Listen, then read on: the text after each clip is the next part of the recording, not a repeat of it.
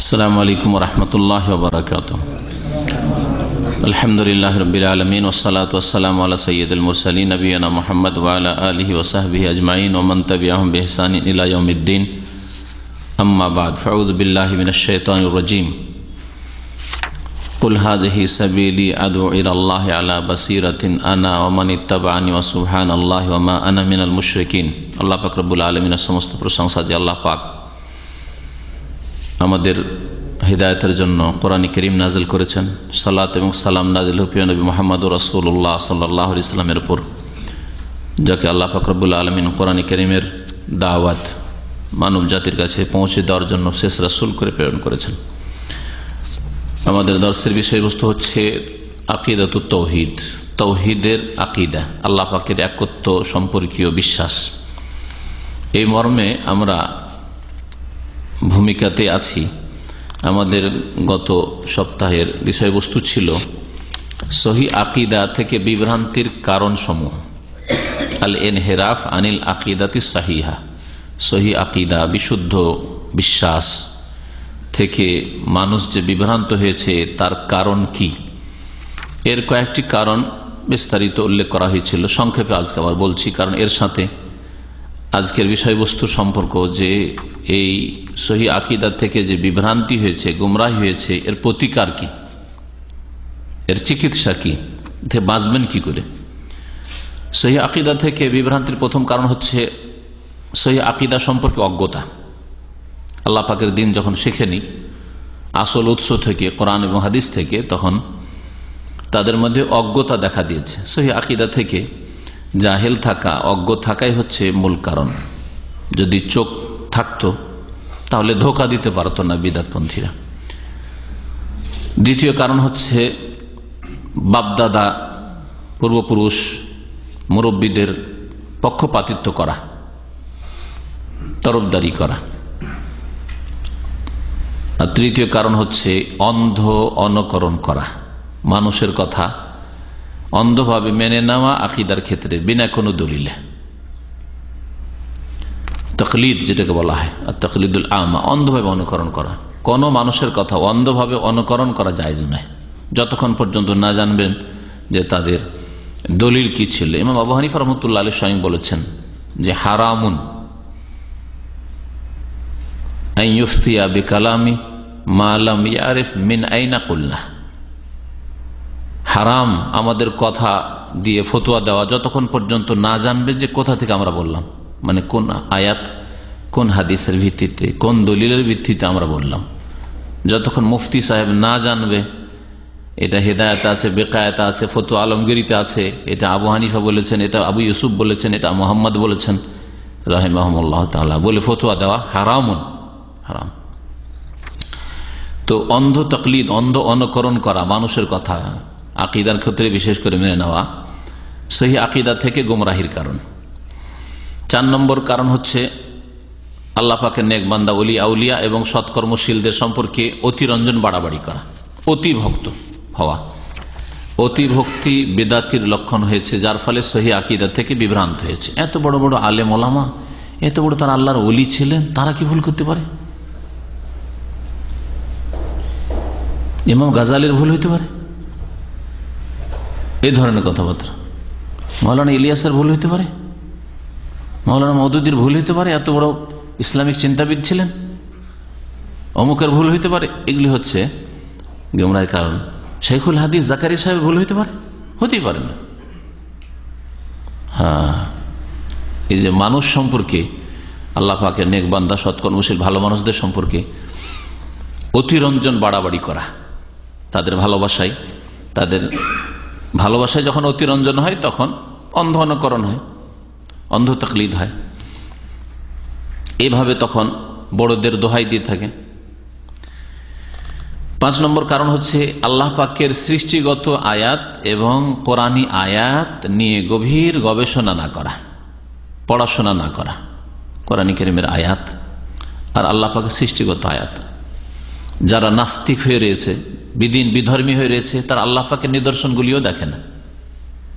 এটা ছোট্ট জিনিস দেখলে অটোমেটিক তার ব্রেনে আসে যে এটা কোথাও তৈরি হয়েছে, কেউ নিশ্চয়ই এটা তৈরি করেছে। কেউ কোনো মূর্খ নাস্তিকও বলবে না, বোকা নাস্তিকও বলবে না যে এটা অটোমেটিকলি হয়ে গেছে, প্রাকৃতিকভাবে মোবাইলটা হয়ে গেছে। ছোট্ট একটা মোবাইল, তো একটা ছোট্ট মোবাইল যখন তৈরি হয়েছে, কেউ নিশ্চয় তৈরি করেছে, কোনো কারখানা ছিল যেখানে এটা তৈরি হয়েছে, কোনো দেশে তৈরি হয়েছে, এটা বুঝতে পারছে। তো এত বিশাল জগৎ, আসমান জমিন, পাহাড় পর্বত, নদী নালা, সাগর মহাসাগর, আর এত রকমের মানুষ, কারো চেহারার সাথে কারো চেহারার মিল নেই, কারো ভয়েসের সাথে কারো ভয়েসের মিল নেই, এমনিতে প্রাকৃতিক।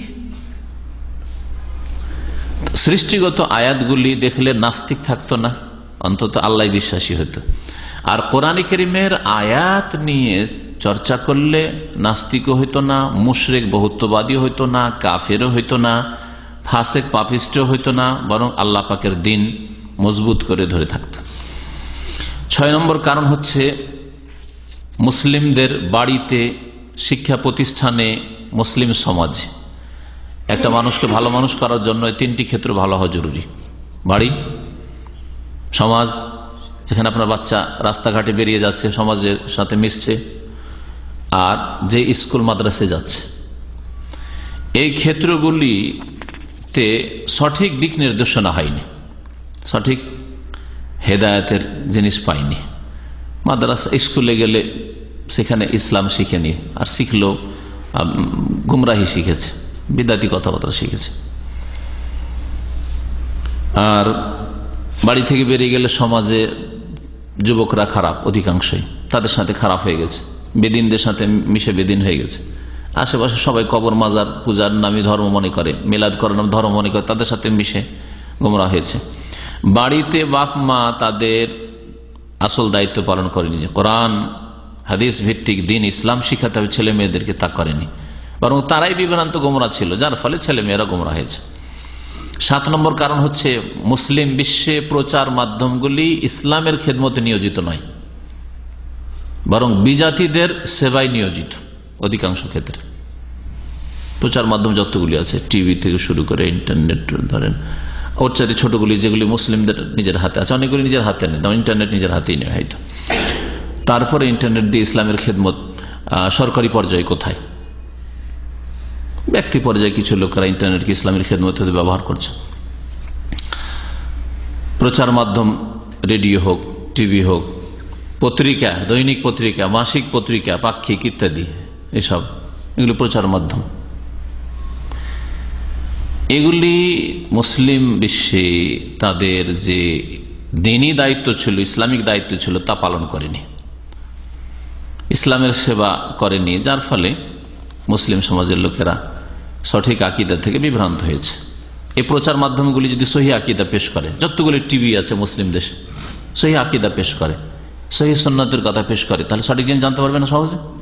রেডিওতে যদি বিদাতি কথা, নবী নূরের পয়দা, নবী হায়াতুন নবী, হ্যাঁ ওরস লাগলো, বিদাত হচ্ছে, এর প্রচারের শেষ না, এইসব না করে কোরআন হাদিসের কথা প্রচার করতো, তা আসল কথা জানতে পারতো না, সহি জানতে পারতো। প্রচার মাধ্যমগুলি নিজের দিনী দায়িত্ব পালন করেনি। প্রচার মাধ্যমগুলির পিছনে যেসব মুসলিমরা রয়েছে তাদেরকে জবাবদেহি করতে আল্লাহ পাক রব্বুল আলামিনের সামনে। এই 7টি কারণ উল্লেখ করেছিলাম। তাহলে সহি আকীদাতে যে গুমরাহি হয়েছে, এগুলো থেকে বাঁচার উপায় কি, প্রতিকার কি?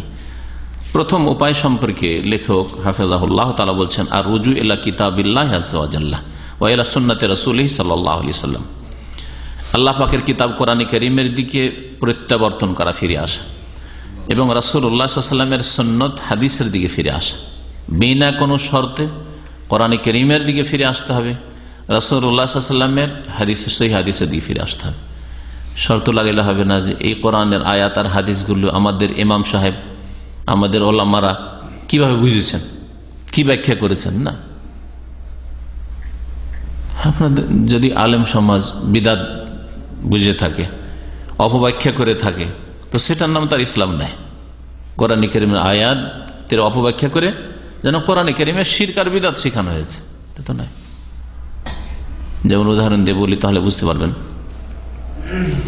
কোরআনে কারীমের অপব্যাখ্যা, আল্লাহ বলছেন ওয়াত্তাবি সাবিলা মান আনাবা ইলাইয়া, তুমি অনুসরণ করো ওই ব্যক্তিদের, মান এক বচনের ক্ষেত্রে হয়, বহু বচনের ক্ষেত্রে, ওই সব লোকদের যারা আমার অভিমুখী হয়েছে, আল্লাহ পাক বলছেন আমার দিকে যারা ধাবিত, আমার অভিমুখী, তাদেরকে অনুসরণ করো।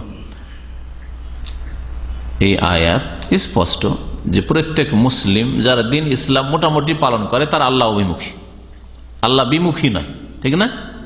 তাহলে মুসলিমদের অমুসলিমদেরকে বলা হচ্ছে যে তোমরা মুসলিমদের অনুসরণ করো, ঠিক আছে? আর যত যে বেশি আল্লাহ অভিমুখী তাকে অনুসরণ করো।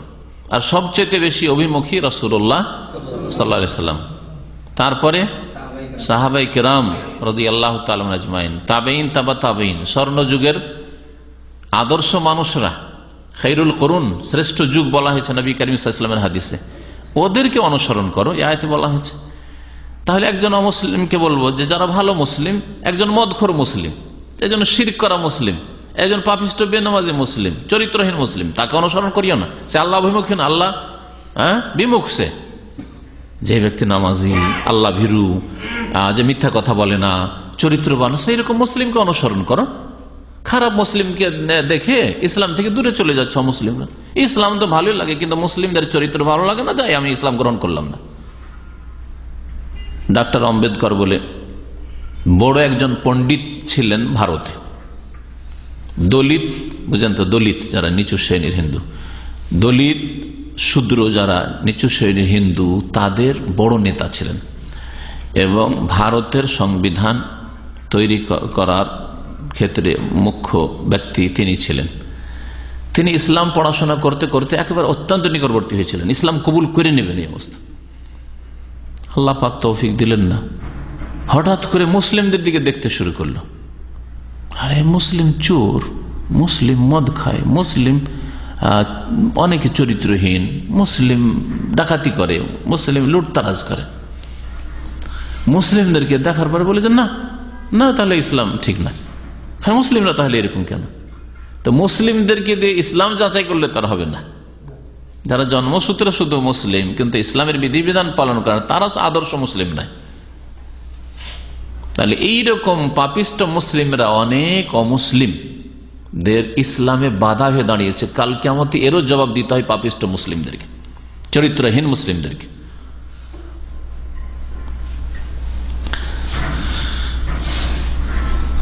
বিনা কোনো শর্তে কোরআন কারীমের দিকে ফিরে আসতে হবে, শর্ত লাগালে হবে না। যে আমাদের আলেমরা কিভাবে বুঝেছেন,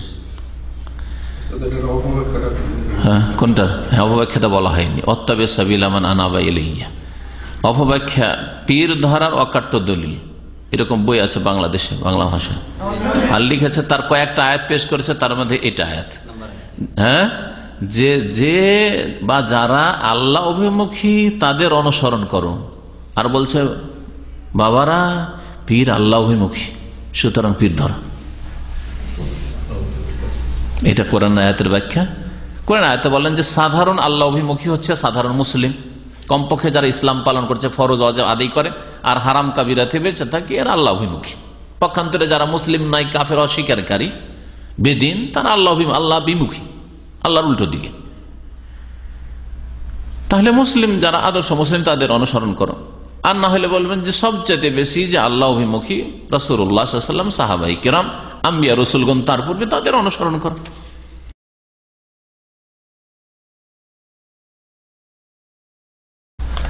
অপব্যাখ্যা কোরআনে কিরকম বহু আয়াত রয়েছে। তাফসীর আমি প্রায় যখন তাফসীর করি তখন ওইদিকে ইঙ্গিত করি। জি,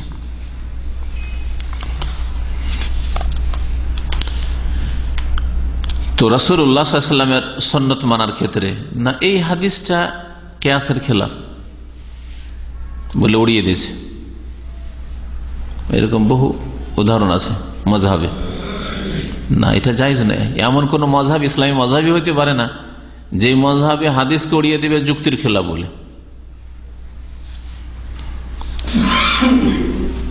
এই হাদিস মানসুখ, রহিত কেন? আমাদের ইমাম সাহেব মানসুখ বলেছেন। আরে তোমাদের ইমাম সাহেব মানসুখ বলেছেন, অধিকাংশ আইম্মা কেরাম মানসুখ বলেন। যেমন রফুল ইদানের হাদিস, রফুল ইদান করে নামাজ পড়া। তো শর্তুল হাদিস মানবেন শর্ত লাগিয়ে, ইমাম সাহেব যেহেতু মানসুখ বলে দিয়েছেন সেই জন্য, বা আমাদের মাযহাবে মানসুখ সেই জন্য মানসুখ না। অধিকাংশ আইম্মা কেরাম যারা কোরআন সুন্নাহ অনুসারী, তারা মানুষ রহিত বলেননি, বরং তোমাদের মধ্যে থেকে বহু আইম্মায়ে কেরাম রহিত বলেননি। এই জন্য বলছি যে কোরআন এবং হাদিস মানতে হবে বিনা কোনো শর্ত লাগিয়ে নয়। আকীদার ক্ষেত্রে কোরআন সুন্নাহকে বিশেষ করে আকীদার আলোচনা চলছে, এই জন্য বলছি। না হলে মাসলা মাসাইলের ক্ষেত্রেও যথাসাধ্য চেষ্টা করতে হবে কোরআন সুন্নাহকে মানার বিনা কোনো শর্তে। লিতালাক্কিল ইতিকাদি সাহিহ মিনহুমা, সহিহ ইতিকাদ গ্রহণ করার উদ্দেশ্যে এই কোরআন সুন্নাহ থেকে সহিহ আকীদা নেবেন কোরআন সুন্নাহ থেকে। কোরআনে কারিমে আছে কিনা যে আল্লাহ পাকের হাত আছে? এক হাতের কথা আছে, দুই হাতের কথা আছে। হাত মানে যদি শক্তি হইতো তো এক হাতের ক্ষেত্রে যেখানে এক বচন আছে ওটার না অপব্যাখ্যা করা যেতে পারে। হাত মানে ক্ষমতা, শক্তি। যেমন বাংলা ভাষাতে বলা হয় যে অমুক খুনে বা অমুক ঘটনায় অমুক নেতার হাত আছে, মানে ওখানে ক্ষমতার অর্থে হাতটা ব্যবহার হয়েছে, তাই না? এইরকম করে তারা অপব্যাখ্যা করে যে তাবারাকাল্লাযী বিয়াদিহিল মুলক, ইয়াদ মানে হচ্ছে ক্ষমতা। আল্লাহ পাকের ইয়াদ মানে হাত বোঝানো হয়নি, ক্ষমতা বোঝানো হয়েছে। তো যে আয়াতে আল্লাহ পাক বলেছেন বাল ইয়াদাহু মাবসুতাতান, বরং আল্লাহ পাকের দুই হস্ত উন্মুক্ত, উদার, খোলা। তো দুই হাত মানে কি? আল্লাহ পাকের তাহলে দুই শক্তি? এরকম ব্যাখ্যা কোন ভাষাতে হয়? তাহলে হাত মানে যদি শক্তি হয়, যেমন মাতুরিদি আর আশআরি মতবাদ, মানে হানাফি ভাইরাও, শাফিঈরাও, মালিকিরাও, শুধু হানাবেলা আর মুহাদ্দিসিন কেরাম আহলে হাদিসরা ছাড়া আর হাম্বেলিরা ছাড়া, হানাফি, শাফিঈ, মালিকি সকলে আকীদার ক্ষেত্রে হাত মানে কুদরতি কুদরত, হাত নয়। চেহারা মানে সত্তা। এই যে বিকৃতি ঘটায় সহিহ আকীদার আর কোরআনে কারীমের এই আকীদাগুলিকে তারা মানে না, অপব্যাখ্যা করে। তাহলে বলেন যে কোন ভাষাতে এরকম প্রয়োগ হয় যে অমুকের দুই হাত আছে, মানে হাত না হয়ে ক্ষমতার ক্ষেত্রে দুই হাত মানে দুই ক্ষমতা আছে, ব্যবহার হয় না এরকম। তাহলে বোঝা গেল যে আল্লাহ পাক যখন দুই হাতের কথা বলে, আল্লাহ পাক রব্বুল আলামিনের হাত মানে হাতই আছে আল্লাহ পাকের মতো, আল্লাহর হাত আল্লাহর মতো। কামা কানা সালাফুস সালিহ ইসতামিদুনা আকীদাতাহুম মিনহুমা, যেমন সালাফে সালেহিনরা এই কোরআন হাদিস থেকে আকীদা নিতেন। তারপর দোয়ার ক্ষেত্রে দেখেন, দোয়ার ক্ষেত্রে গুমরাহ হয়েছে দুটো জাতি। এক জাতি আল্লাহ ছাড়া অন্য কেউ ডাকে, ইয়া গাউসুল আজম মাদাদ, ইয়া খাজা মাদাদ, আল্লাহকে ডাকা, এটা দোয়া। গায়রুল্লাহকে ডাকে, তো বড় বড় শিরক করে না। মাজারে যায় গিয়ে ওই মাজারওয়ালাকে, ওই পীরকে মনে করে যে আমাকে দিতে পারবে, সুতরাং তার কাছে চাই, তো গায়রুল্লাহর কাছে দোয়া করে, বড় শিরক করে। আর এক দল সরাসরি আল্লাহ ছাড়া অন্যকে না ডাকলেও ভায়া ধরে আল্লাহর কাছে চাই, আল্লাহর কাছে চাই, কিন্তু মাধ্যম ধরে আল্লাহ অমুক পীরের ওসিলায়, আল্লাহ নবীর ওসিলায়, অমুক আল্লাহর ওলির ওসিলায় তুমি আমার মনের আশা পূরণ করো। তো কোরআন এবং হাদিসকে যদি বিনা শর্তে মানত, তো কোরআন কারীমে বহু দোয়া আছে।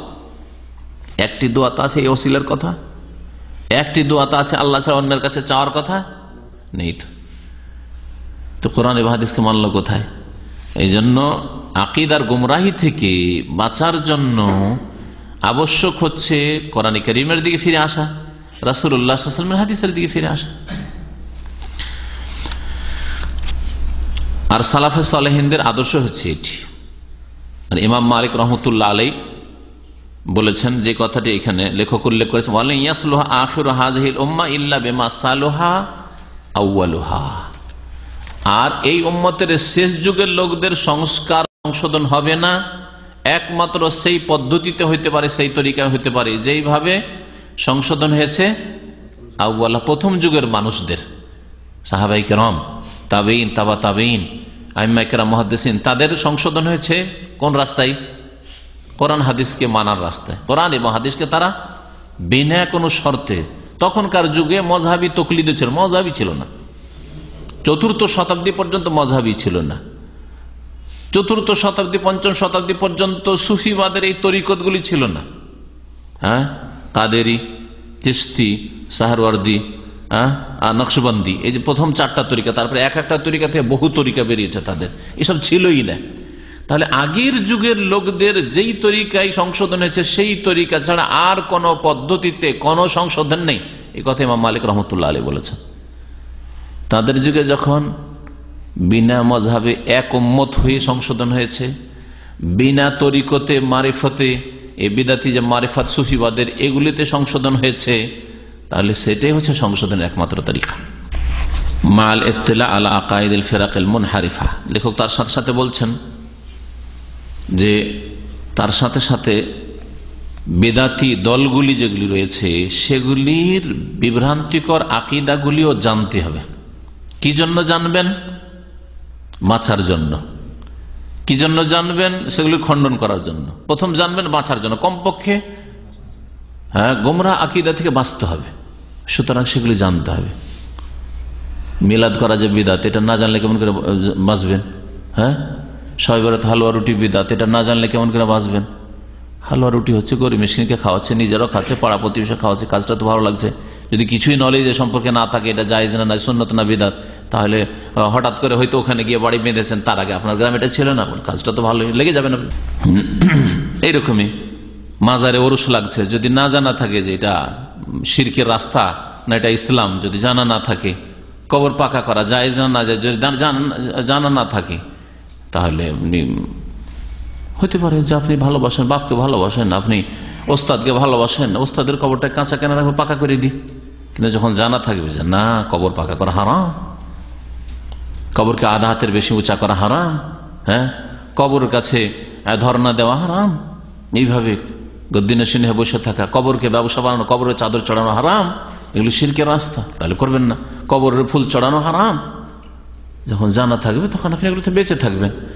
আর তারপরে এই বাতিল আকিদাগুলির, বাতিল কাজগুলির খণ্ডন করতে পারবেন।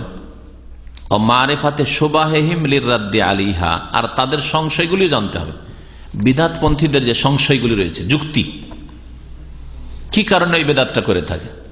নবীকে ভালোবাসি সেই জন্য আমি মিলাদ করছি, নবীকে সারা বছর আমরা স্মরণ করতে পারছি না, সেই জন্য কমপক্ষে একটা দিন তো স্মরণ করি, এটা সংশয়। তাহলে এর একটা খণ্ডন জানতে হবে নাকি? যুক্তিটা জানার পরে খণ্ডন জানতে হবে। তারপরে আল্লাহ বলছেন যে ফাবিযালিকা ফালিয়াফরাহু, খুশি হবে, আল্লাহ পাকের নিয়ামতে খুশি হতে হবে। আর নবীর আগমন আল্লাহ পাকের বড় নিয়ামত, আমরা খুশি প্রকাশ করছি। তো ওই দিনে তো নবী করিম সাল্লাল্লাহু আলাইহি ওয়াসাল্লাম ইন্তেকাল হয়েছে, তো নবীর ইন্তেকালের দিনে কি লজ্জায় খুশি করছো? চিন্তা করেছেন কোনদিন বেদাতীদের কথা? কি লজ্জায় খুশি করছে? আপনার মায়ের ইন্তেকালের দিনে যদি খুশি করতে লাগে আপনার আপনজনরা, কত কষ্ট হবে। আপনার মায়ের ইন্তেকাল, আপনার স্ত্রী, আর আপনার চাচারা সব খুশি করছে, আমোদ ফুর্তি করছে। জীবনে কথা বলবেন না হয়তো ওদের সাথে, তাই না? জীবনে কথা বলবেন না তাদের সাথে। আমার মা এই দিনে ইন্তেকাল হয়েছে আর এই দিনে ওরা খুশি করছে। আর রাসূলুল্লাহ সাল্লাল্লাহু আলাইহি ওয়াসাল্লামের ইন্তেকাল 12 রবিউল আউয়াল, এটা নিঃসন্দেহে, এতে কোনো ইখতিলাফ নেই। কিন্তু রাসূলুল্লাহ সাল্লাল্লাহু আলাইহি ওয়াসাল্লামের জন্ম 12 রবিউল আউয়াল সন্দেহযুক্ত, বরং আসলে ঠিক নয়, এটা 9 রবিউল আউয়ালটাই বেশি ঠিক। তাহলে কোন দিনে বিদআতপন্থীরা খুশি মানাচ্ছে? আর যদি তারপরে খণ্ডন আরো জানতে হবে, আরো খণ্ডন আছে যে আল্লাহর নিয়ামতে খুশি হইতে হবে, এই কথাটা কি এই বিদআতীরাই জানলো আর রাসূলুল্লাহ সাল্লাল্লাহু আলাইহি ওয়াসাল্লাম তার সাহাবারা জানতেন না? তারা কি এদের চাইতে কম ভালোবাসতেন নবীকে? আবু বকর সিদ্দিক রাদিয়াল্লাহু তাআলা আনহু, ওমর, উসমান, আলী, তাদের খেলাফত আমলে, যেটা 100% ইসলামিক খেলাফত ছিল, খেলাফতের রাশেদা, তারা এই মিলাদের খুশি কেন পালন করলেন না? আর নবী সাল্লাল্লাহু আলাইহি ওয়াসাল্লাম বলেছেন, আমার আদর্শ এবং খোলাফায়ে রাশেদিন আদর্শকে মজবুত করে ধরো। যখন খোলাফায়ে রাশেদিন আদর্শ নয় মিলাদের খুশি করা নবীর আগমনে, তাহলে সেটা ইসলাম নয়। তারপর নবী সাল্লাল্লাহু আলাইহি ওয়াসাল্লামের জন্মটা বেশি খুশি না নবী সাল্লাল্লাহু আলাইহি ওয়াসাল্লামের যেদিন নবী হলেন ওটা বেশি খুশির দিন? যেদিন নবী ওটা বেশি খুশির দিন, কারণ নবী সাল্লাল্লাহু আলাইহি ওয়াসাল্লাম যদি জন্ম নিয়ে থেকে যেতেন, আল্লাহ নবী না করতেন, তাহলে এমন খুশির ব্যাপারই হইতো না। বুঝতে পেরেছেন কথা? এগুলি খণ্ডন। তারপর নবী সাল্লাল্লাহু আলাইহি ওয়াসাল্লাম যেদিন ইসলামিক স্টেট কায়েম হচ্ছে, মদিনায় হিজরত, সেটা বেশি খুশির দিন নয়? আরে আজকে ইসলামিক রাষ্ট্র কায়েম হইল, আল্লাহর জমিনে প্রথম উম্মতে মুসলিমার হিজরত, তাহলে সেই দিনে খুশি হওয়া উচিত। গেল কোথায় ওগুলো? ওই দিবসগুলি পালন হোক মিলাদের পাশাপাশি। যাই হোক, বেশি খণ্ডনে চলে যাচ্ছি। বুঝাইলাম কিছু যে বাতিল আকিদাগুলি জানবেন কি জন্য, তাদের সংশয়গুলি জানবেন কি জন্য? লিররাদ্দি আলাইহা, সেগুলির খণ্ডনের উদ্দেশ্যে। ওয়াত্তাহযীর মিনহা, আর সেগুলি থেকে মানব জাতিকে, মুসলিম জাতিকে সতর্ক করার উদ্দেশ্যে, আর নিজে সেগুলি থেকে বেঁচে থাকার উদ্দেশ্যে। প্রথম নিজে বেঁচে থাকতে হবে, নিজের পরিবারকে বাঁচাইতে হবে, অন্যদেরকে সতর্ক করতে হবে, আর এগুলির খণ্ডনও করতে হবে। কারণ বাতিলের খণ্ডন করা জিহাদ, এটা হচ্ছে ইসলামের খেদমতে প্রচেষ্টা চালানো, মেহনত। আর জিহাদ মানে হচ্ছে মেহনত, পরিশ্রম করা। আল্লাহ পাক রব্বুল আলামিন এই জিহাদের কথা কোরআনে কারিমে উল্লেখ করেছেন। কোরআনে কারিম দিয়ে জিহাদ করা, সূরা ফুরকান পড়ে দেখুন, আল্লাহ বলছেন ফালা তুতিল কাফিরিন, কাফেরদের তোমরা মেনে চলিও না, আনুগত্য করিও না। ওয়াজাহিদহুম বিহি জিহাদান কাবীরা, আর এই কোরআনে কারিম দিয়ে তোমরা বড় জিহাদ করো। জিহাদান কাবীরা বলেছেন, হককে স্পষ্ট করে তুলে ধরলেন, বাতিলের নিরসন করলেন, বাতিলকে মানুষের মগজ থেকে দূর করার চেষ্টা করলেন। ওয়াজাহিদহুম বিহি আই জাহিদহুম বিল কোরআন জিহাদান কাবীরা। এই উদ্দেশ্যে বাতিলকে জানবেন। একটু আগে যে আমাদের আলোচনা হচ্ছিল, আলোচনার পূর্বে যে বিদাতি কিতাবগুলি পড়তে হবে, তাহলে তাতে সওয়াব পাবেন যেন এই নিয়তে পড়েন, নিজে সতর্ক থাকবো এগুলি থেকে, হ্যাঁ, আর এগুলির খণ্ডন করব, আর জাতিকে সতর্ক করব। কিন্তু তার আগে সহিহ আকীদা জানতে হবে, যার মাধ্যমে ইসলামের প্রথম যুগের মানুষের সংশোধন হয়েছে, কোরআন এবং হাদিস, সেটা আগে জানতে হবে। কোরআন এবং হাদিসের জ্ঞান নেই তেমন, আর বাইবেল চর্চা করছেন, জায়েজই নেই। কোরআন এবং হাদিসের জ্ঞান নেই, আর হিন্দুদের বেদ পড়ি, ওতে কি ভবিষ্যৎবাণী আছে, ইসলামের সমর্থনে কি পায় না। আগে কোরআন হাদিসের জ্ঞান অর্জন করার পরে ওগুলো। কোরআন এবং হাদিসের জ্ঞান নেই, আর বেদাতি পীরের তরিকতের বইগুলি পড়ছেন, যে দেখি ওরা কি লিখেছে, ওগুলির খণ্ডন করবো। খণ্ডন করবেন কি করে? আপনার কাছে অস্ত্র থাকবে তাহলে তো। আর আপনার অস্ত্র হচ্ছে কোরআন এবং হাদিসের ভালো জ্ঞান। শুধু কোরআন হাদিসের তরজমা বুঝেন একটু না, যথেষ্ট নয়। 2-4টা আয়াত, 10টা আয়াত বুঝেন না। কোরআন এবং হাদিস সম্পর্কে ভালো জ্ঞান থাকতে হবে, যে কোন আয়াত দিয়ে এই বাতিল আকীদাগুলির খণ্ডন করা যেতে পারে, রাসূলুল্লাহ সাল্লাল্লাহু আলাইহি ওয়াসাল্লাম কোন হাদিস দিয়ে বা নবী সাল্লাল্লাহু আলাইহি ওয়াসাল্লামের সিরাতের কোন ঘটনা দিয়ে খণ্ডন করা যেতে পারে।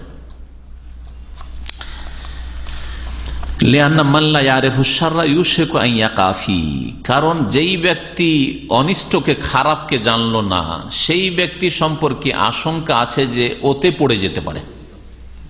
যতক্ষণ না জানবেন যে সামনে গর্ত আছে, আপনি গাড়ি চালিয়ে আসেন, স্পিডে চালিয়ে আসবেন, কিন্তু আগে থেকে যখন জানাতে হবে না রে সামনে কিন্তু রাস্তায় গর্ত আছে, কখন আপনার গাড়ি পড়বে না গর্তে, জানতে হবে। অনিষ্ট সম্পর্কে, মন্দ সম্পর্কে জানতে হবে। দ্বিতীয় প্রতিকার,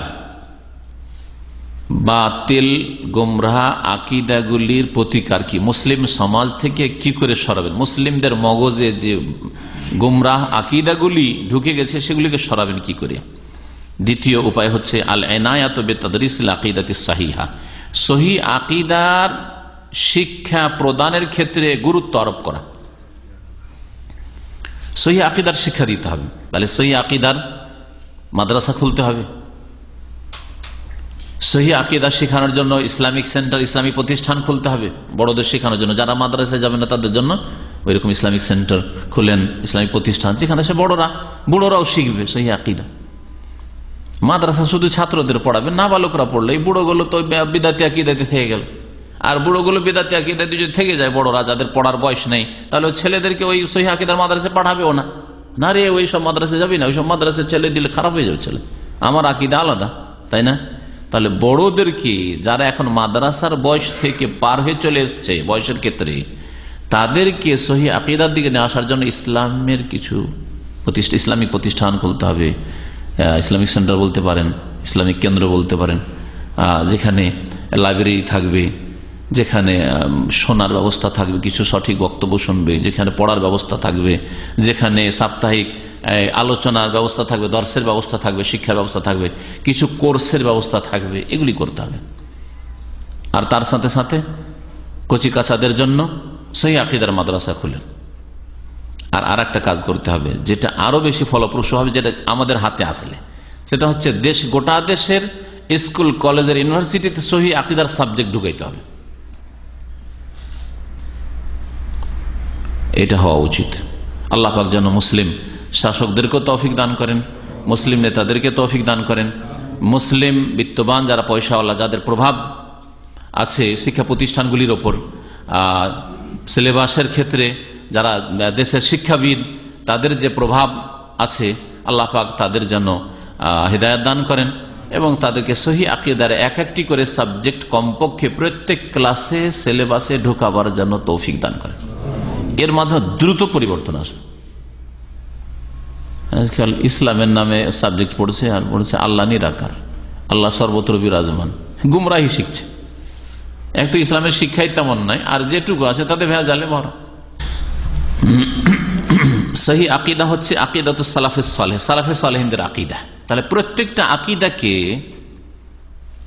সাহাবায়ে কেরাম, তাবেঈন, তাবা তাবেঈনদের আকীদা যে সহি আকীদা সেই যুগের ছিল, যে যুগে গুমরাহি ছিল না, সেই যুগের আকীদা দিয়ে যাচাই করতে হবে। ওই যুগের আকীদা ভিত্তিক যে কিতাবগুলি লেখা হয়েছে সেই কিতাবগুলি পড়াইতে হবে। আকীদার নামে আমরা আমাদের ছাত্র জীবনে মাদ্রাসায় আকীদা, আশারি আকীদা পড়িয়েছে, মাতুরিদা আকীদা, আকীদা নাসাফিয়া বলতো কাকে, মানে ওই আকীদা হচ্ছে মাতুরিদি অথবা আশারি আকীদা। আর ওই সব আকীদাতে আল্লাহ পাকের গুণাবলী সব অস্বীকার করা হয়েছে, বিকৃত। মুতাজিলা খারিজিদের চাইতে ভালো, কিন্তু আহলে সুন্নাত ওয়াল জামাতের আকীদা থেকে দূরে। আল্লাহ পাকের মাত্র 7টি গুণ তারা মানে, আশারি মতবাদ আর মাতুরিদের মধ্যে, বাকি আর গুণ মানে না। আল্লাহ পাকের অবতরণ মানে না।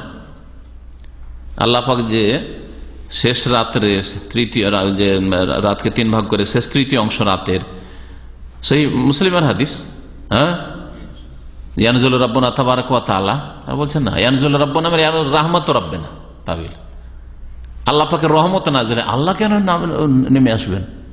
আল্লাহ নেমে আসবেন এটা কেমন কথা হইল না, মানবেই না।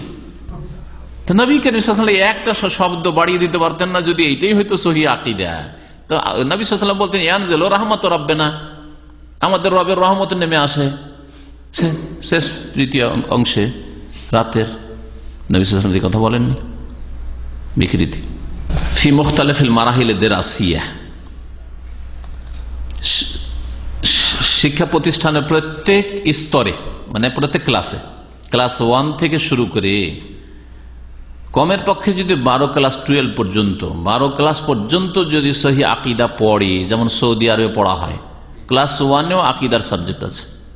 অঙ্ক 1, 2, 3 শিখছে, সায়েন্সে সামান্য কিছু শিখছে, এটা আগুন, এটা পানি, আগুনের কাজ কি, পানির কাজ কি, ক্লাস 1 আর কি শিখবে, এগুলি শিখবে। যেমন শিখছে তার সাথে সাথে আইন আল্লাহ শিখছে, মান রাব্বুকা, মা দীনুকা, মান নবিয়ুকা শিখছে, মানা শাহাদাতাইন, 2 শাহাদার অর্থ কি, আশহাদু আল্লা ইলাহা ইল্লাল্লাহ মানে কি, আশহাদু আন্না মুহাম্মাদুর রাসূলুল্লাহ মানে কি। আর আমাদের বুড়ো বুড়ো মানুষকে জিজ্ঞাসা করেন, ভাই আপনি তো খুব জিকির করছেন, লা ইলাহা ইল্লাল্লাহ, বলেন তো লা ইলাহা ইল্লাল্লাহ মানে কি? লা ইলাহা ইল্লাল্লাহ সঠিক অর্থ জানে না। মুহাম্মাদুর রাসূলুল্লাহ, মুহাম্মাদুর রাসূলুল্লাহ মানে মুহাম্মদ আল্লাহর রাসূল, একটু ব্যাখ্যা করে বুঝান, ব্যাস এইটুকু। মুহাম্মদ আল্লাহর রাসূল, কিন্তু মুহাম্মদ আল্লাহর রাসূল মানে কি, এর দাবি কি? আল্লাহ পাকের রাসূল মানে আল্লাহ পাকের দূত, সুতরাং রাসূলুল্লাহ সাল্লাল্লাহু আলাইহি ওয়াসাল্লাম মাধ্যম দিয়ে দিন মানতে হবে, আর কোন তরিকার মাধ্যম দিয়ে দিন মানা যাবে না। কোরআনেও নেই, হাদিসেও নেই। আল্লাহ পাকের শাহাদাত দিয়েছেন কোরআনে কারীমে, খোঁজা রাসূলুল্লাহ সাল্লাল্লাহু আলাইহি ওয়াসাল্লাম হাদিসে নেই। আবার আকীদা আসল করতে এটা হচ্ছে আমাদের মুরব্বীরা বলেছেন, ওলামারা বলেছেন, চলবে? চলবে না। তো মুহাম্মদ রাসূল অর্থ জানলে তো এরকম গুমরাহি হইতো না।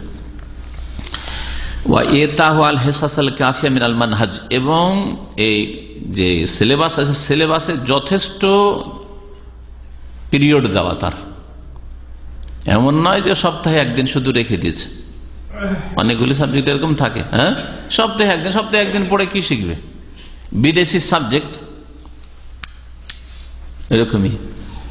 ভারতের স্কুলগুলোতে আগের যুগে আমরা যখন নাবালক ছিলাম তখন ফার্সি পড়াইতো, কারণ আগে যে মোগল আমলে যে ফার্সি রাষ্ট্রীয় ভাষা ছিল, ওই একটা রোগ থেকে গেছিল। আলহামদুলিল্লাহ ফার্সিটা উঠলো, মৃত ভাষা পড়িয়ে লাভটাই কি মুসলমানদেরকে। আরবি ঢুকাইলো, তো আরবি কেমন জানেন?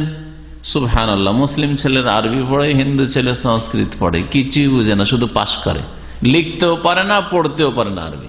তাহলে কি শিখবে ইসলাম? এই জন্য লেখক বলছেন আল হেসাসুল কাফিয়া, যথেষ্ট ঘন্টা হইতে হবে তার, মানে যে সপ্তাহে 1 ঘন্টা গুরুত্ব দিয়ে পড়লো না।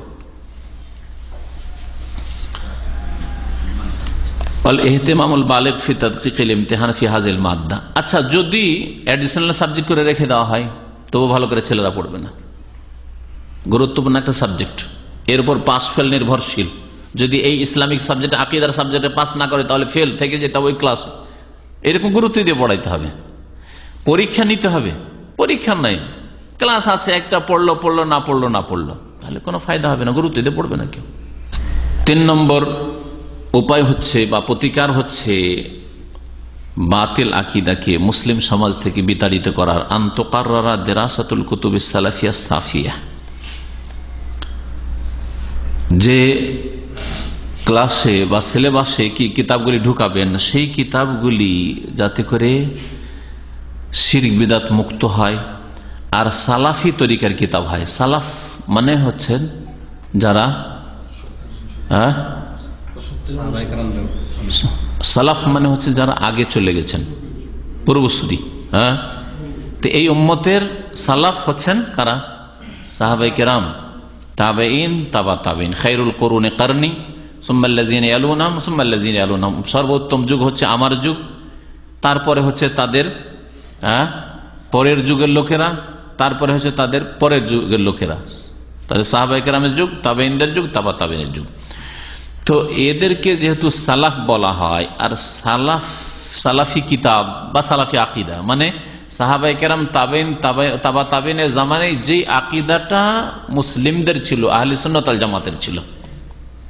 তাবেঈনদের জামানাতে খারিজি বেরিয়েছে না, খারিজি আকিদা নাই। তাবেঈনদের জামানায় রাফেজি শিয়া বেরিয়েছে, তাদের আকিদা নাই। বেশি দল বেরোয়নি, কিন্তু এই কমপক্ষে 2টো দল বেরিয়েছিল, গুমরা দল, হ্যাঁ ওরা না। তো যেগুলি নিখুঁত সাফি মানে হচ্ছে নেট,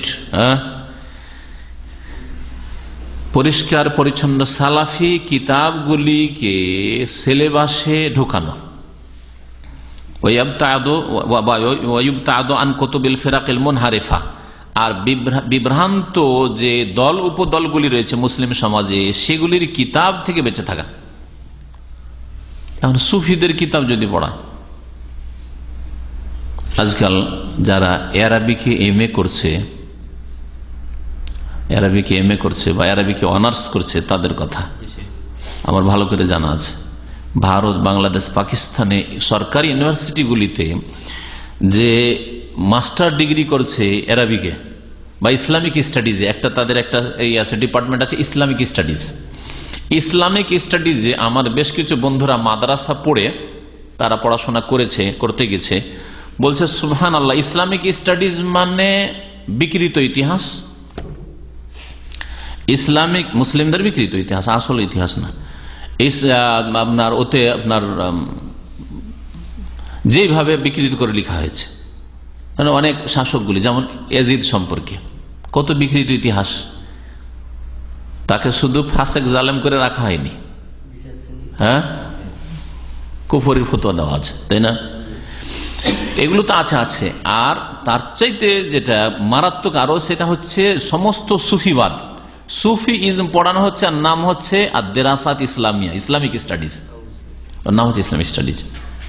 সৌদি আরবে ইসলামিক স্টাডিজ পড়া হচ্ছে, কিন্তু সৌদি আরবে ইসলামিক স্টাডিজে আকিদা আছে, তাওহীদ আছে, আপনার হাদিসের সহিহ জয়ীফ আছে, ফিকহ আছে, উসুলে ফিকহ আছে।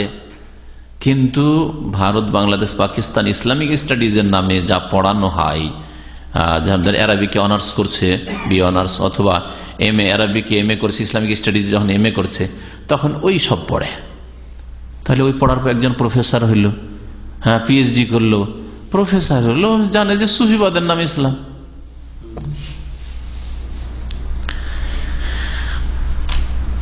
তাহলে কি করে আর জাতির সংশোধন করবে? ছাত্রদেরকে তাই দিবে যা তার পকেটে আছে, তার পেটের বিদ্যা হচ্ছে বিদাতের নাম ইসলাম।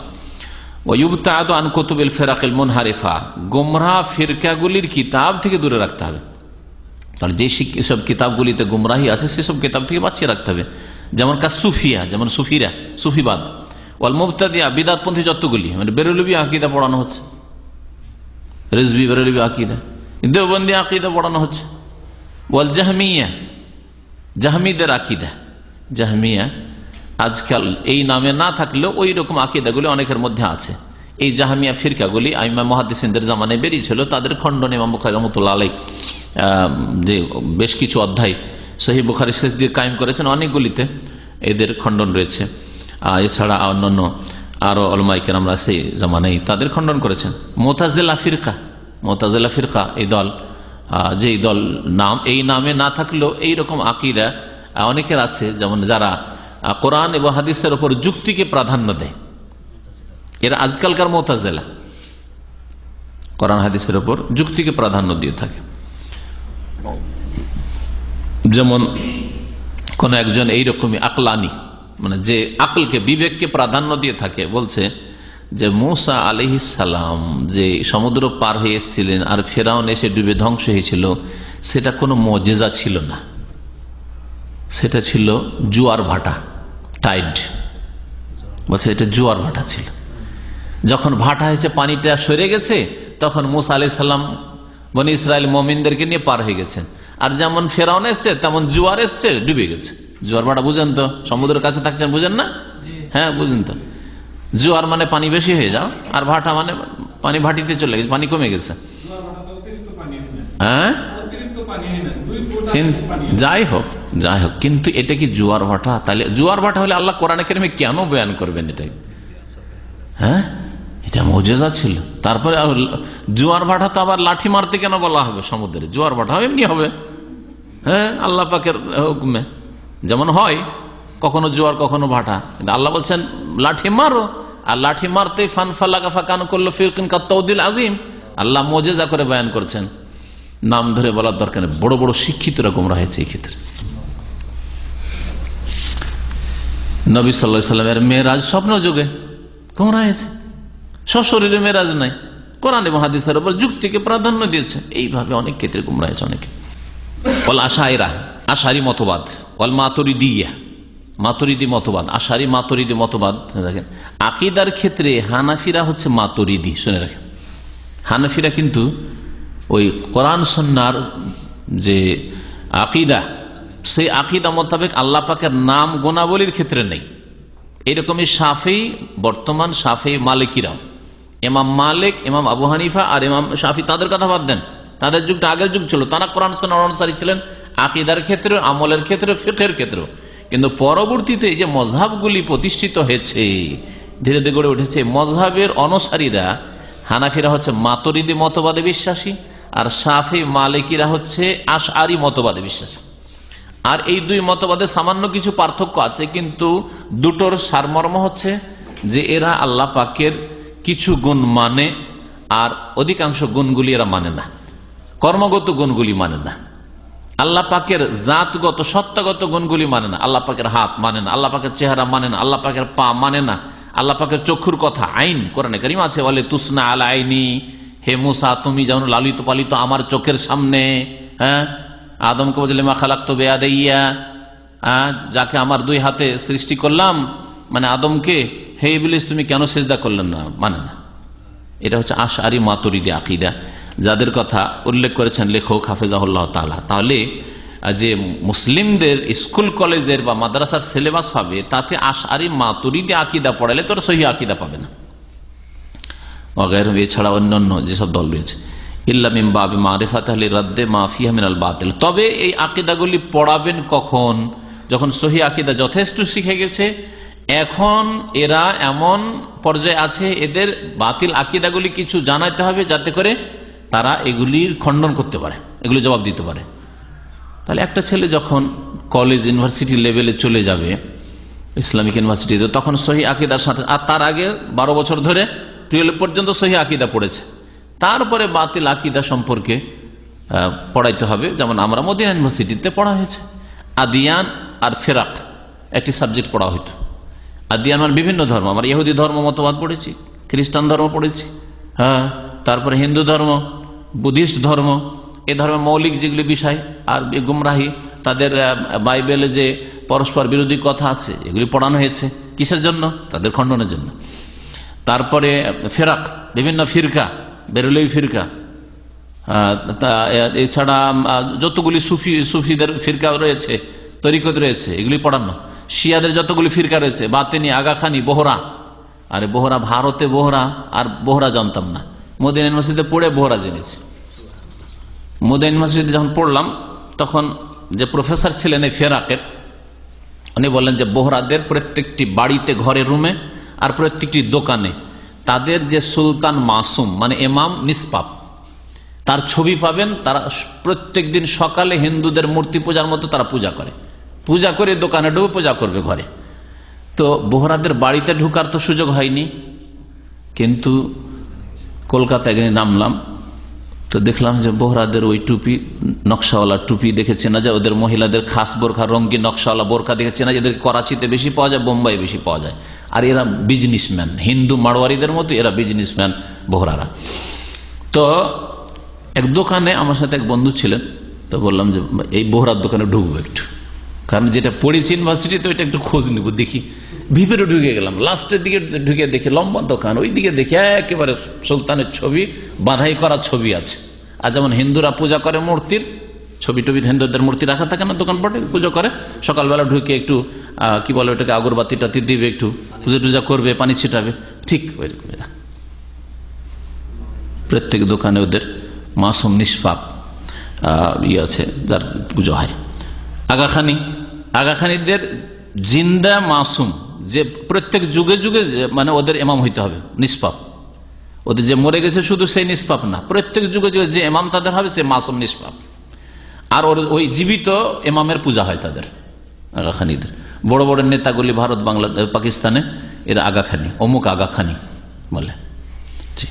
তো এগুলি জানা থাকবে, তাহলে তো এরা হচ্ছে বাতিনি ফিরকা। এইরকমই সিরিয়াতে, সিরিয়া বাশার আল আসাদ, এই হচ্ছে বাশারুল কালব, এ হচ্ছে ওই ফিরকা, বাতিনি ফিরকার এটা হচ্ছে ওই রকমই যেগুলো কুফরি শক্তি আছে শিয়াদের মধ্যে, রাফেজিদের মধ্যে, তাদের একটা দলের সে নোসাইরি ফিরকার। বাতিনি ফিরকা মানে, বাতিনি মানে কিন্তু আভ্যন্তরীণ, মানে ওদের প্রত্যেক ইসলামের বিধিবিধানের আভ্যন্তরীণ ব্যাখ্যা আছে, বাহ্যিক ব্যাখ্যা এসব ভুল। নামাজ মানে যে প্রচলিত নামাজ পড়ছেন এই ব্যাখ্যা ভুল। আসলে রোজা যে রোজা রাখছেন শ্যাম, এটা ভুল ব্যাখ্যা। আসলে জাকাত না, জাকাত অন্য জিনিস, আভ্যন্তরীণ ব্যাখ্যা। এইতে বহু ফিরকা আছে, আগাখানি, বোহরা, নোসাইরি, দুরুজ। এই নোসাইরি হচ্ছে বাশার, আল্লাহ পাক রব্বুল আলামিন তাকে যেন হালাক করে, আল্লাহ পাক রব্বুল আলামিন তার সেনাবাহিনীকে আল্লাহ পাক যেন ধ্বংস করে, আল্লাহ পাক রব্বুল আলামিন মুসলিমদেরকে যেন এরকম জালেম থেকে আল্লাহ পাক যেন নাজাত দান করেন। তো এই বাতিল পন্থীদের আকীদাগুলি পড়তে হবে লিরাদ্দে মা ফিহা মিনাল বাতিল, তাদের মধ্যে যে বাতিলগুলি রয়েছে সেগুলির খণ্ডনের উদ্দেশ্যে, ওয়াত্তাহযীর মিনহা, সেগুলি থেকে মুসলিম উম্মাকে সতর্ক করার উদ্দেশ্যে। 4 নম্বর প্রতিকার হচ্ছে গুমরাহ আকীদা থেকে নিজেকে বাঁচানো এবং গুমরাহ আকীদা মুসলিম সমাজ থেকে দূর করার জন্য 4 নম্বর উপায় হচ্ছে কিয়াম ও দুআতিন মুসলিহিন ইউজাদ্দিদুনা লিন-নাসি আকীদাতাস সালাফ। দায়ী তৈরি হইতে হবে এবং দায়ীর তৈরি করতে হবে, যারা হবে সংস্কারক, মুসলেহ হবে, শুধু সালেহ নয়। সালেহ মানে নিজের নেক লোক, আপনি সৎ লোক, আপনার সৎ লোক হয়ে থাকা যথেষ্ট নয়, মুসলেহ হইতে হবে, মানে অন্যের ইসলাহ করতে হবে। নিজে শুধু সৎ হলেন কিন্তু নিজের স্ত্রী ছেলে মেয়েকে সৎ করতে পারলেন না, নিজের গ্রামবাসীকে সৎ করতে পারলেন না, তাদের আকীদা সহি করতে পারলেন না, এটা যথেষ্ট নয় আল্লাহ পাকের আযাব থেকে বাঁচার জন্য।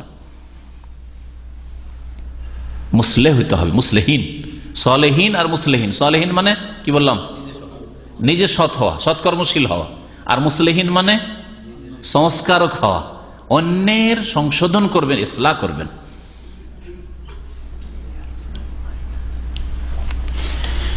তো এমন দায়ী তৈরি হতে হবে যে দায়ীরা হবে মুসলিহিন, মুফসিদিন নাই। কারণ অন্য বিদাতপন্থী দায়ীরা হচ্ছে মুফসিদিন, বিপর্যয় সৃষ্টিকারী, এরা ফাসাদ সৃষ্টি করছে, মানুষকে গুমরাহ করছে। সহি আকীদার শিক্ষার মাধ্যমে, প্রচার প্রসারের মাধ্যমে, আর সঠিক কোরআন সুন্নাহ ভিত্তিক দ্বীন ইসলামের দিকে আহ্বানের মাধ্যমে মুসলিহ, সংস্কারক দায়ী হইতে হবে। আল্লাহ পাক রব্বুল আলামিন তাদের গুণ সম্পর্কে কোরআনে কারীম একটি আয়াতে, সূরা আনআমের আয়াত, সূরা আরাফের আয়াত, আল্লাহ পাক ইরশাদ করছেন, ওয়াল্লাযীনা ইউমাসসিকুনা বিল কিতাব ওয়া আকামুস সালাতা ইন্না লা নুযিউ আজরাল মুসলিহিন। ওয়াল্লাযীনা ইউমাসসিকুনা বিল কিতাব, যারা আল কিতাব কোরআনে কারীমকে মজবুত করে ধারণ করে, ছাড়বো না, কোরআনে কারীমকে ধরবো। আর কোরআনে কারীমের ব্যাখ্যা তাফসীর হচ্ছে রাসূলুল্লাহ সাল্লাল্লাহু আলাইহি ওয়াসাল্লামের সহিহ হাদিস, কোরআন হাদিসকে মজবুত করে ধরে থাকে। আল কিতাব মানে ওহীকে ধরে থাকে, ওয়াল্লাযীনা ইয়ামাসসিকুনা বিল কিতাব, আর কোরআন এবং হাদিসকে মজবুত করে ধরে আছে, সুতরাং নামাজে ঘাটতি হতে পারে না। ওয়া আকামুস সালাত, নামাজ কায়েম করে। তাহলে কিছু দেশি আহলে হাদিসদের মতো হইলে হবে না, যে দাবি তো কোরআন হাদিস আমরা মেনে চলি, আর নামাজ মাঝে মধ্যেই পড়ে। এদের কথা আল্লাহ বলেননি, কিন্তু লক্ষ্য করেন এই আয়াতের দিকে, ওয়াল্লাযীনা ইয়ামাসসিকুনা বিল কিতাব, কোরআন হাদিসকে মজবুত করে ধরে। তাহলে বেরিয়ে গেল বিদআতপন্থীরা, যা কোরআন হাদিসকে মজবুত করে ধরে না। কেউ মযহাবকে মজবুত করে ধরে আছে, কেউ পীরের তরিকতকে মজবুত করে ধরে আছে, হ্যাঁ, কেউ নিজের দলকে মজবুত করে ধরে আছে, জামাতকে মজবুত করে ধরে আছে। না, এগুলো না। ওয়াল্লাযীনা ইয়ামাসসিকুনা বিল কিতাব, যেন কোরআন সুন্নাহকে মজবুত করে ধরে থাকে, বিদআতপন্থী নয়। আর দ্বিতীয় কোন হচ্ছে ওয়া আকামুস সালাহ, নামাজ কায়েম করে, সত্যি সালাত কায়েমকারী। আল্লাহ বলছেন ইন্না লা নুদিউ আজরাল মুসলিহিন, এরাই হচ্ছে মুসলিহিন, সংস্কারক, আর এদের প্রতিদান বদলাকে আমি বিনষ্ট করি না। সুবহানাল্লাহ।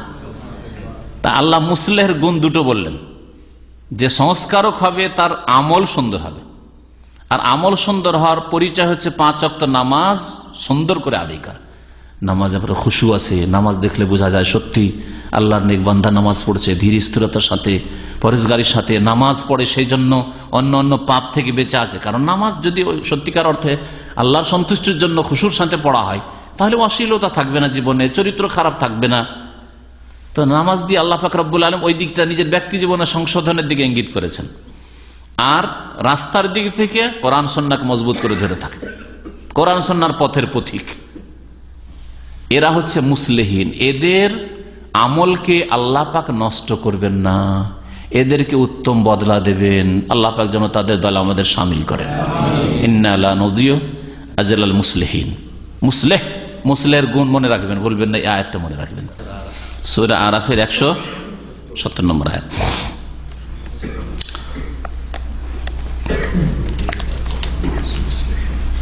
তাহলে দায়ী হইতে হবে, মুসলিহ হইতে হবে। নিজে শুধু ভালো হবেন যথেষ্ট নয়, নিজে শুধু ভালো হয়ে থাকবেন আল্লাহর আযাব থেকে বাঁচার জন্য যথেষ্ট নয়। আল্লাহ পাক রব্বুল আলামিন যারা সৎ উপদেশ দেয়, অন্যায় কাজে বাধা দেয়, তাদেরকে শুধু বাঁচাবেন আল্লাহর আযাব থেকে। আর যারা বোবা হয়ে থাকে, হক কথা বলে না, তাদেরকে আল্লাহ পাক আযাব ধ্বংস করবেন। এই মর্মে বহু আয়াত রয়েছে আর হাদিসও রয়েছে, যেই ক্ষেত্রে কথা লম্বা করা যাবে না, কারণ সময় যথেষ্ট হয়ে গেছে। তাহলে মুসলিহ যারা হবে তারা কি করবে? ইউজাদ্দিদুনা লিন্নাসি আকিদাতাস সালাফ, সালাফে সালেহিনের আকিদার তারা তাজদীদ করবে, মানে নবায়ন করবে। তাজদীদ করবে মানে সংস্কার করবে, মুজাদ্দিদ, এজন্য সংস্কারককে মুজাদ্দিদ বলা হয়, রিফর্মার। ওয়ায়ারুদ্দুনা দালালাতিল মুনহারিফিন আনহা, এবং গুমরাহদের যে গুমরাহি রয়েছে, যা বিভ্রান্ত হয়েছে সহি আকিদা, তাদের যে বিভ্রান্তি রয়েছে সেগুলির খণ্ডন করবে। তাহলে যারা মুসলেহ দায়ী, তাদের লক্ষণ হচ্ছে যে সালাফে সালেহিনের আকিদার সংস্কার করা, আকিদাকে স্পষ্ট করে তুলে ধরা, যে এটাই ছিল সাহাবায়ে কেরামের আকিদা, এটাই ছিল তাবেঈনদের আকিদা, এটাই ছিল তাবা তাবেঈনের আকিদা, আহলে সুন্নাত ওয়াল জামাতের আকিদা, এটাই ছিল ইমাম আবু হানিফা, শাফি, মালিক, আহমদ, আইম্মায়ে মুহাদ্দিসিন, বুখারী, মুসলিম, আবু দাউদ ইত্যাদি রাহিমাহুমুল্লাহ তাআলা আজমাইন, তাদের আকিদা এটা তুলে ধরা। আর তার সাথে সাথে যে গুমরাহরা বেরিয়েছে যুগে যুগে, তাদের খণ্ডন করা এবং তাদের থেকে সাবধান করা। তাহলে দায়ীদের কাজে এটা জরুরি যে বাতিলকে চিহ্নিত করবে, গুমরাহিকে শনাক্ত করবে, যাতে করে মানুষ চিনতে পারে। না হলে, না বললে কি করে জানবেন যেগুলো গুমরাহি ছিল? ভালো ভালো লেবাস পরে আসবে, ভালো সকাল সুরাত নিয়ে আসবে, আর ইসলামের নামে তাকওয়া পরহেজগারির নামে আসবে, তখন তো ধোঁকা খেয়ে যাবে সাধারণ মানুষ। এই জন্য সেসব বাতিল ফিরকাগুলি সম্পর্কে সতর্ক করতে হবে। আল্লাহ পাক রব্বুল আলামিন যেন আমাদেরকে কোরআন এবং হাদিসের দাওয়াত দেওয়ার তৌফিক দান করেন। আর আল্লাহ পাক রব্বুল আলামিন সালেহিন মুসলিহিন বলে আল্লাহ পাক যেন আমাদের কবুল করেন। আল্লাহ পাক আমাদের আমলে যেন বরকত দান করেন, আমাদের দাওয়াতে যেন বরকত দান করেন। আল্লাহ আমাদের ভুল ভ্রান্তি ত্রুটি যেন মাফ করেন। আমাদের যেসব অবহেলা রয়েছে আল্লাহ পাক যেন সেগুলোকে কাটিয়ে ওঠার তৌফিক দান করেন। আল্লাহ পাক রব্বুল আলামিন আমাদের দুনিয়া এবং আখিরাতে আল্লাহ পাক যেন আমাদেরকে সুখী করেন। আল্লাহ পাক আমাদের সকলকে যেন জান্নাতুল ফিরদৌস দান করেন, জান্নাতের পথে রাখেন। রিজিকে আল্লাহ পাক বরকত দান করেন। আল্লাহ পাক রব্বুল আলামিন হালাল পয়সায় বরকত